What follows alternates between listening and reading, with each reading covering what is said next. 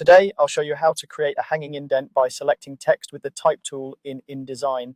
A hanging indent is where the first line of a paragraph stays aligned to the left margin, and the second line and all the lines after that are pushed inward. This is really useful for things like lists, references, or any layout where you want your first line to stand out. First, make sure you have your text already placed in a text frame on your document.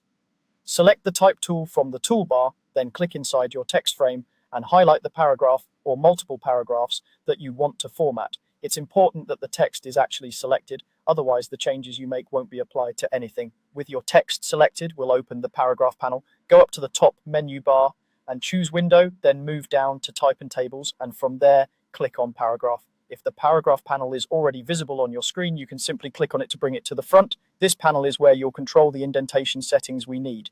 Inside the paragraph panel, look for the section labeled Indent.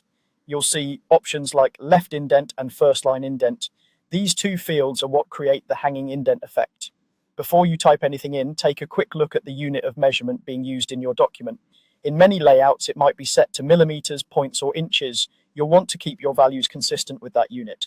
Start by setting the left indent. This controls how far the entire body of the paragraph will be pushed in from the left margin. Enter the amount you want the paragraph to be indented. For example, you might type in 10 millimeters. When you do this, the whole paragraph, including the first line, will move in by that amount. Next, go to the first line indent field. Here's the key. You're going to enter the same value as the left indent, but as a negative number. So if your left indent is 10 millimeters, you'll set the first line indent to negative 10 millimeters. By using the same amount but in the opposite direction, InDesign keeps the first line pulled back out to the original left margin while the rest of the paragraph stays indented. As soon as you enter that negative value, you should see the effect immediately in your text frame. The first line of the paragraph will remain flush with the left margin, and the second line and all following lines will be pushed inward, creating a clean hanging indent.